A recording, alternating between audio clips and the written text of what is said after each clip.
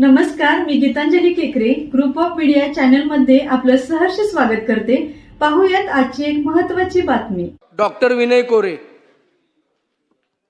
अध्यक्ष महोदय, बांबूच्या लागवडीपासून पर्यावरण आणि ग्रामीण भागातलं नवं अर्थकारण निर्माण करणारी ही अतिशय महत्त्वाची लक्षवेधी आहे।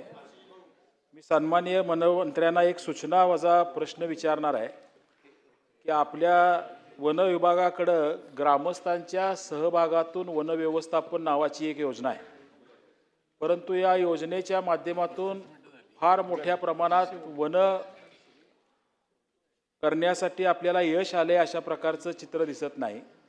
आणि म्हणून ह्या योजनेमध्ये जर आपण थोडासा बदल केला की ज्या गावच्या हद्दीमध्ये आपली पडीक वन जमीन आहे त्या जमिनीवर बांबू लागवडीसाठी ती ग्रामपंचायत, वन विभाग आणि एखादी NGO यांच्यामध्ये जर समन्वय करार करून ती जर परवानगी आपण देऊ शकला आणि ही लागवड चांगल्या पद्धतीने व्हावी यासाठी या जमिनीवर पाणी परवाना देण्यासाठी सुद्धा आपण मंजुरी देऊ शकला तर फार मोठ्या प्रमाणात बांबूची लागवड करणं, आज मातीचा जे वाहून जाणारी माती आहे आणि मृदू संधारणाचं जे आपण काम करतो त्याची फार मोठं काम निर्माण करणं आणि एक ग्रामीण भागातली नवी अर्थव्यवस्था जन्माला घालणं असं काम होऊ शकतं।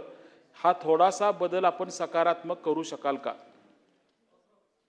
सन्माननीय अध्यक्ष महोदय, सन्माननीय सदस्य डॉक्टर विनयजी कोरे यांनी जी बाब नमूद केली, जॉईंट फॉरेस्ट मॅनेजमेंट, संयुक्त वन व्यवस्थापन ही संस्था म्हणजे गावकरी आणि वन विभागाचे अधिकारी यांच्या संयुक्त विद्यमाने परिसरातील वनाचं रक्षण करायचं आणि ज्याला वनोपज विक्रीला जाईल त्यावेळेला त्याच्यातली अर्धी रक्कम ही गावच्या विकासाकरता वापरायची। आज 12,000 गावांमध्ये ही जॉईंट फॉरेस्ट मॅनेजमेंट ही योजना कार्यान्वित आहे। बऱ्याचशा ठिकाणी त्याचा गावकऱ्यांना उपयोग होत असतो।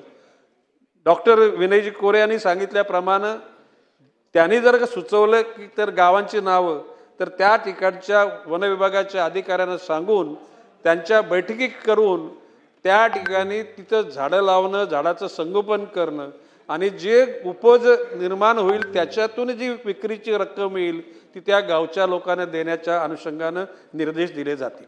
ग्रुप ऑफ मीडिया चॅनलला लाईक करा, सबस्क्राईब करा आणि शेअर करा।